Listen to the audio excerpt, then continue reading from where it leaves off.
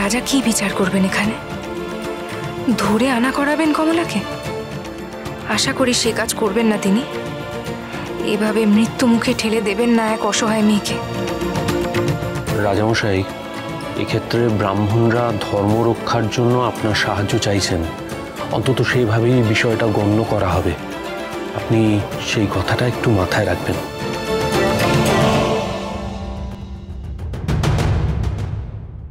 দেখতেছ ও ঈশ্বরী, দেখতেছ মুখে কোনো কথা নাই। কি কইবি গো? আরে রাজ সিংহাসনে বসলেই কি আর রাজা হওয়া যায় গো? হ্যাঁ, এই কত মতামত দিতে হইব, কত কি করতে হইব। চোখ পইরা গেছে একেবারে। আরে বাবা রে বাবা, এর কি ঘোড়াদের সঙ্গে লড়ার মুরদ আছে? নাই নাই, কিছু নাই, কিছু নাই।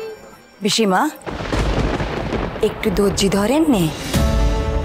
কান্ত কি কয় দেখি, তাই না? হ্যাঁ, দেখি তো বটে। হ্যাঁ, দেখি কি বিচার হয় দেই। ভট্টাচার্য মশাই, আমি আপনার যন্ত্রণা বুঝতে পারছি, কিন্তু এক্ষেত্রে যে সতী প্রথার শিকার হয়েছে যে বালিকা, তার মতামত নেওয়া একান্তই আবশ্যিক।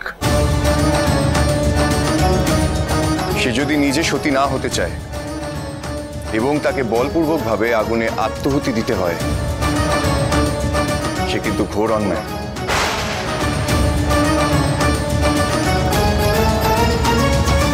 বেশ, আমি নিজে যাব আপনাদের সঙ্গে।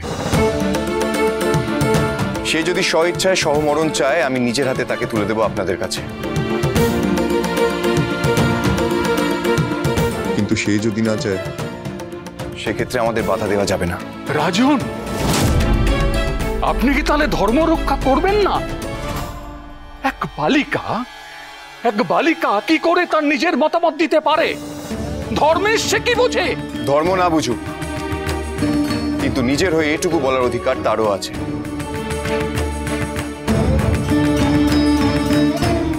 আপনারা অপেক্ষা করুন।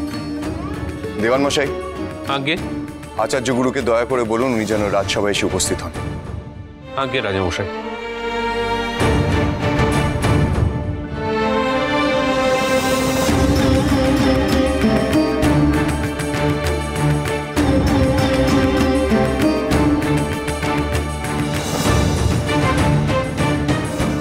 কি সংবাদ মহারাজ? হঠাৎ জরুরি তলব? আগে গুরুদেব, ধর্ম সংকটের পরিস্থিতি। এই মতাবস্থায় আপনি পরামর্শ দিন কি করা যায়।